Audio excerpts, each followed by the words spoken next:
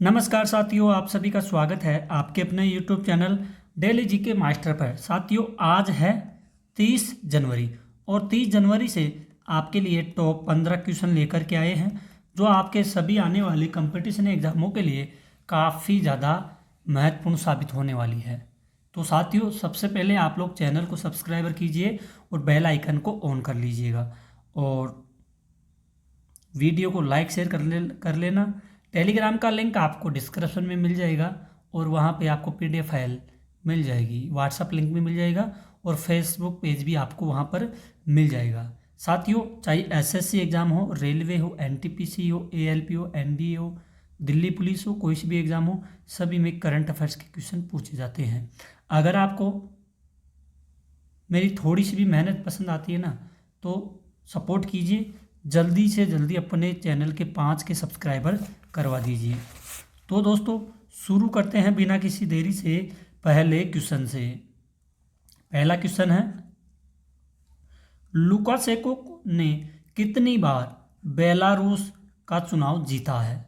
Lukashenko हर बार Belarus का चुनाव जीता रहा है और अब की बार भी जीता गया है।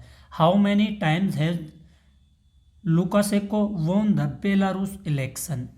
तो अब की बार भी साथियों ये जीता गया है, 7वीं बार इन्होंने अब की बार भी चुनाव जीता है। कौन है लुकाशेंको? तो चित्र के माध्यम से देखिए, ये है लुकाशेंको। कौन है ये लुकाशेंको है। इनके द्वारा अब की बार भी राष्ट्रपति यहाँ का चुनाव जीता गया है। काफ़ी इम्पोर्टेंट क्वेश्चन है और इसका सी राइट आंसर भी हो जाएगा। दोस्तों, ध्यान में रखना और आप इन क्वेश्चनों को नोट ज़रूर कर लेना, क्योंकि ये क्वेश्चन आपके आने वाली एग्ज़ामों में पूछे ज़रूर जाएंगे। तो आइए अगले क्वेश्चन की ओर बढ़े, उससे पहले कुछ इंपॉर्टेंट पॉइंट्स हैं इसी के, इनको देख लेते हैं। अलेक्जेंडर लुकाशेंको ने बेलारूस का चुनाव 7वीं बार जीतकर अपनी राजनीतिक पकड़ को और भी मजबूत कर लिया है। ठीक है। नेक्स्ट क्वेश्चन है, काठमांडू में किस महोत्सव का आयोजन हुआ है? तो साथियों, काठमांडू में एक महोत्सव होता है जिसको पश्मीना महोत्सव के नाम से जाना जाता है। ये हर साल काठमांडू में आयोजन होता है। आप चित्र में देख लीजिए, यह पश्मीना जो महोत्सव है, इस प्रकार की यहाँ की सांस्कृतिक है। ऐसे यहाँ के कपड़े पहने जाते हैं और ऐसे डिजाइन से इस त्यौहार को मनाया जाता है। ठीक है। काठमांडू कहाँ पर पड़ता है? काठमांडू पड़ता है साथियों नेपाल में। ठीक है। कुछ पॉइंट्स हैं, इनको देख लेते हैं। नेपाल में पहली बार पश्मीना महोत्सव आयोजित किया गया, जिसमें स्थानीय हस्तकला को वैश्विक पहचान दिलाने का प्रयास भी किया गया है। काफ़ी इम्पोर्टेंट पॉइंट है, इनको आप लोग ध्यान में ज़रूर रख लीजिएगा। आइए नेक्स्ट क्वेश्चन को देखते हैं। उत्तराखंड ने किस कानून को लागू किया गया है?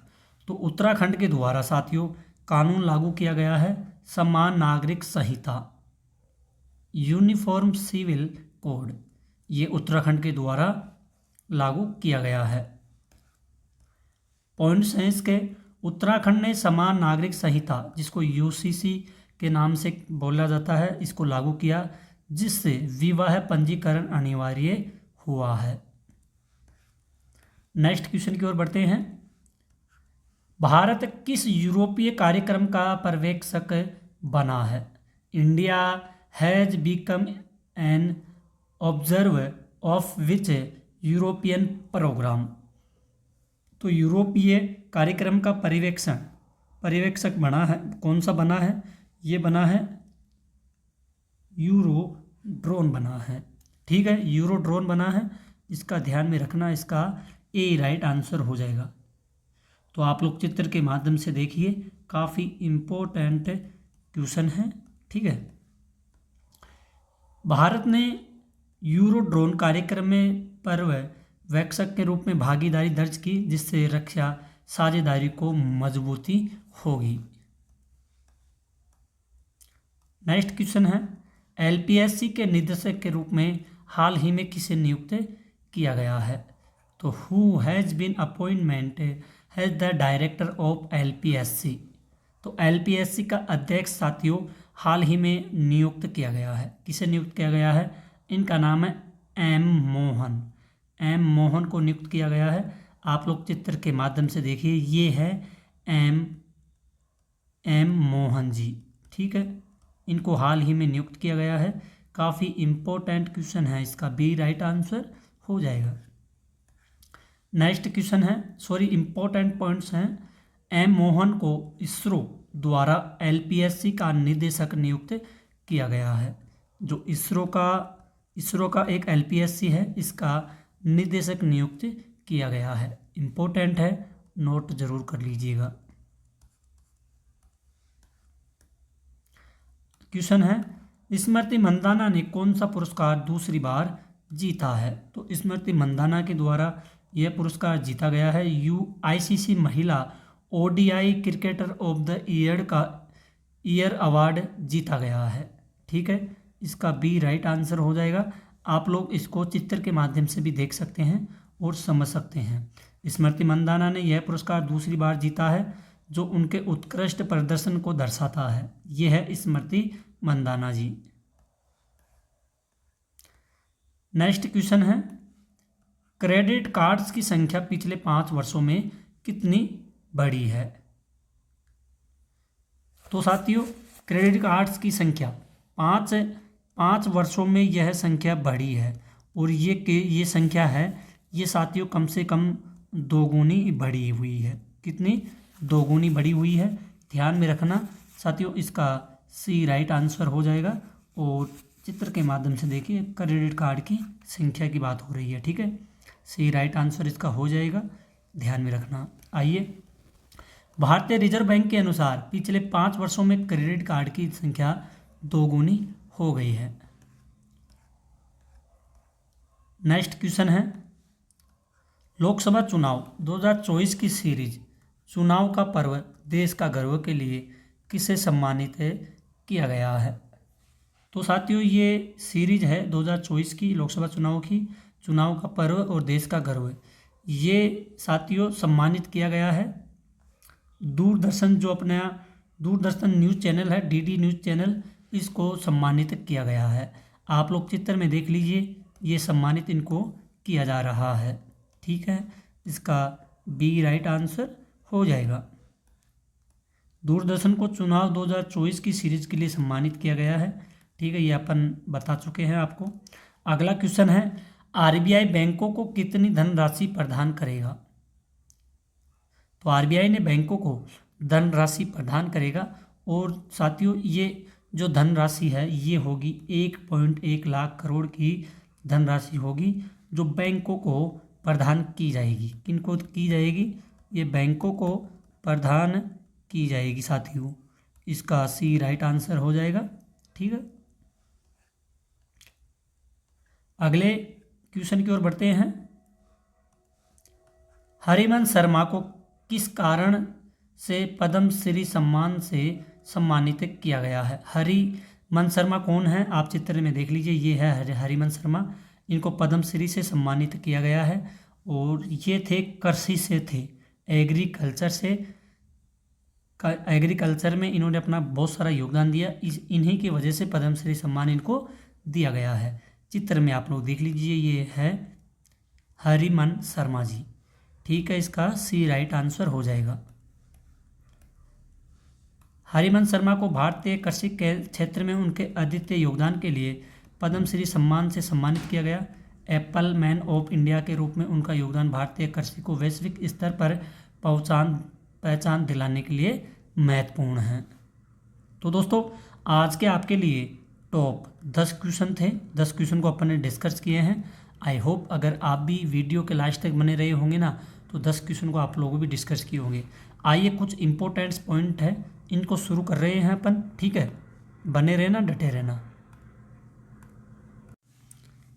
तो साथियों, पॉइंट्स हैं, आइए इनको अपन देखते हैं। आप लोग ध्यान में से लगे रहना, ठीक है। पहला पॉइंट है, भारत में हर साल, कब? भारत में, रुकिए 1 मिनट, भारत में हर साल 29 जनवरी को भारतीय समाचार पत्र दिवस 2025 में ये हर साल 29 जनवरी को मनाया जाता है, अब की बार भी मनाया गया है। ध्यान में रखना, काफ़ी महत्वपूर्ण है। अगला आता है साथियों, इस दिन को हुक्म का उद्देश्य हिंदी पत्रकारिता के विकास और योगदान को याद करना और भारतीय समाचार निर्माताओं को बढ़ावा देना। गणतंत्र दिवस समारोह का समापन आज यानी 29 जनवरी को गणतंत्र दिवस में जो बीटिंग रिट्रीटरी से होगा। बीटिंग रिट्रीट का आयोजन रायसीना हिल्स यानी कि रायसीना हिल्स राष्ट्रपति भवन के सामने होता है, जिसके प्रमुख साद्रपति होते हैं। अगला पॉइंट है, बीटिंग रिट्राइट में थल सेना, वायुसेना और नौसेना के बैंड प्रारंभिक धुन बजाते हैं। ठीक है। इस अवसर पर नेपोलियन द्रौपदी मुर्मू, उप प्रधानपति जगदीश धनखड़ जी, प्रधानमंत्री मोदी जी, रक्षा मंत्री राजनाथ सिंह और सह महासचिव केंद्रीय मंत्री असैनिक शामिल होते हैं इसमें। अगला पॉइंट है, राष्ट्रपति द्रौपदी मुर्मू जो 31 जनवरी को सुबह 11 बजे से सोमवार को लोकसभा में दोनों सदनों के संयुक्त सत्र को मतदान करेगी। इस सपने के साथ ही बजट सत्र की भी शुरुआत की जाएगी। ध्यान में रखना, ये पॉइंट्स काफ़ी ज़्यादा महत्वपूर्ण हैं एग्जाम की दृष्टि से देखा जाए तो। संसद का यह बजट सत्र 2 चरणों में आयोजित किया जाएगा। पहला चरण 31 जनवरी से 13 फरवरी तक चलेगा, जिसमें 11 फरवरी को केंद्रीय बजट पेश किया जाएगा। वही दूसरा चरण 10 मार्च से लेकर के 4 अप्रैल तक चलेगा। ठीक है, पहला ये चलेगा, ठीक है, 31 जनवरी से 13 फरवरी तक। दूसरा चलेगा 10 मार्च से 4 अप्रैल तक। अगला पॉइंट है, भारतीय अंतरिक्ष अनुसंधान संगठन इसरो ने बुधवार यानी 29 जनवरी को आंध्र प्रदेश के श्री हरिकोटा से दूसरी पीढ़ी के नेविगेशन सैटेलाइट NVS-2 का सफल प्रक्षेपण किया है। ठीक है, काफ़ी इम्पोर्टेंट है, इनको दोस्तों छोड़ना नहीं है, किसी को भी ध्यान से पढ़िए और नोट करते चलिए। अगला पॉइंट आता है, सुबह 6 बजे 23 मिनट पर GSLV F-15 यान लॉन्च हो गया। बता दें कि प्रशांत अंतरिक्ष केंद्र से यह इसरो का 100वां ऐतिहासिक लॉन्च था। ठीक है, आइए 29 जनवरी को मौनी अमावस्या यानी कि मौनी अमावस्या के महाकुंभ में दूसरा अमृत स्नान होगा। इस दिन अमृत स्नान बहुत शुभ माना जाता है। आइए अगला और बढ़ते हैं, संप्रदाय का पहला अमृत स्नान 14 जनवरी को मकर संक्रांति के दिन हुआ था। ठीक है, और वित्त वर्ष 2025-26 के बजट के लिए वित्त केंद्रीय मंत्री फर्म तारामंडल अगले महीने 1 फरवरी को आम बजट पेशकारी संरचना के लिए, ठीक है, जो अपनी बजट वित्त मंत्री है निर्मला सीतारमण के द्वारा किया जाएगा। श्रीलंका की राजधानी कोलंबो में भारतीय उच्चायोग ने अकादमी सत्र 2025-26 के लिए श्रीलंकाई नागरिकों को 200 पूर्ण वित्त पोषित स्कॉर्पियन प्रस्तुत की घोषणा की गई है। अगला पॉइंट है, सूचीबद्ध विभिन्न विषयों में प्रदान की जाने वाली स्कॉलरशिप का उद्देश्य प्रतिष्ठित भारतीय पुरालेख स्कॉलरशिप में गुणवत्तापूर्ण शिक्षा तक पहुंचाने का बढ़ावा देना है। हाल ही में सोरेंग जिले में बायोलॉजिकल मत परिवर्तन का पालन शुरू हो गया है। उल्लेख यह देश का पहला जैविक मत निष्क्रिय केंद्र है, पहला। ठीक है, अगला है, bachelor of biological meant antibodies और रेस्टोरेंट का प्लाटेंशन नहीं किया जाता है और नॉन बायोलॉजिकल मत शास्त्र के अनुसार मत न्यूट्रल लेवल एंटीबॉडीज और रेस्टोरेंट का प्लांटेशन नहीं किया जाता है। गणतंत्र दिवस 2025 पर उत्तर प्रदेश के महाकुंभ में हुंजी ने पीपल्स चॉइस स्मारक श्रेणी में पहला स्थान भी प्राप्त किया गया है। वही 35% वोट के साथ गुजरात दूसरे स्थान पर रहा है। अगला पॉइंट है, आमिर खान प्रोडक्शंस और किरण राव के निर्देशक में बनी फिल्म लापता लेडीज लापता जापान अकादमी फिल्म पुरस्कार 2024 के लिए इन्हें सर्वश्रेष्ठ अंतर्राष्ट्रीय फिल्म श्रेणी में नामांकित किया गया है। अगला आता है, यह पुरस्कार के विजेता घोषणा 14 मार्च 2025 को होने वाले समारोह में की जाएगी। अंतर्राष्ट्रीय क्रिकेट परिषद आईसीसी ने न्यूजीलैंड की अमेलिया केर को आईसीसी महिला क्रिकेटर ऑफ द ईयर के लिए राचेल हेहो फ्लिंट ट्रॉफी का विजेता इनको घोषित किया गया है। ध्यान में रखना, काफ़ी महत्वपूर्ण है और इसको आप लोग नोट भी कर लीजिएगा। अगला पॉइंट है, कहा गया है कि 24 साल की एमेलिया केर यह सम्मान पाने वाली कीवी खिलाड़ी बन गई है। ठीक है। ओपनिकलेड ने तीसरे T20 अंतर्राष्ट्रीय क्रिकेट मैच में भारत को 26 रन से हरा दिया है। ठीक है। बता दें कि इस बार के बावजूद भारत 5 मैचों की सीरीज में 2-1 से आगे है। अब चौथा मैच शुक्रवार यानी 31 जनवरी को होगा। ठीक है। तो साथियों, आज की क्लास अपनी यहीं ख़त्म होती है। आई होप अगर आपको अपने सर की थोड़ी सी भी मेहनत पसंद आई है ना, तो दोस्तों मैं फिर से आपको बोल रहा हूँ, अपने चैनल को सपोर्ट कीजिए। ठीक है। सपोर्ट करोगे ना, तभी ही हमको भी मोटिवेशन मिलता है और तभी ही पढ़ाने का मज़ा अलग ही आता है। तो प्लीज़ साथियों, चैनल को सब्सक्राइबर कीजिए, लाइक शेयर कीजिए और एक प्यारा सा क्या करना है, एक कमेंट भी ज़रूर करना है सभी दोस्तों बहन भाइयों को। और आपको टेलीग्राम का लिंक डिस्क्रिप्शन में मिल जाएगा। ठीक है। तो साथियों, आज की इस क्लास में अपन सभी क्वेश्चनों को कवर किए हैं। कुछ इंपॉर्टेंट पॉइंट्स थे, उनको भी अपन ने कवर किए हैं। अगर आपको अपने डीके सर की थोड़ी सी भी मेहनत पसंद आई है तो प्लीज़ साथियों लाइक शेयर सब्सक्राइबर ज़रूर कर देना। तो दोस्तों, आपको टेलीग्राम का लिंक मिल जाएगा, आपको वहाँ पे व्हाट्सअप लिंक भी मिल जाएगा डिस्क्रिप्शन में, और आपको फेसबुक पेज भी मिल जाएगा। तो फेसबुक पेज में भी आप लोग ज्वाइन कर लेना। ठीक है। आपको वहाँ पे सब कुछ मिल जाएगा। तो आज के लिए इतना ही, मिलते हैं अगली न्यू क्लास में। तब तक के लिए धन्यवाद। जय हिंद, जय भारत।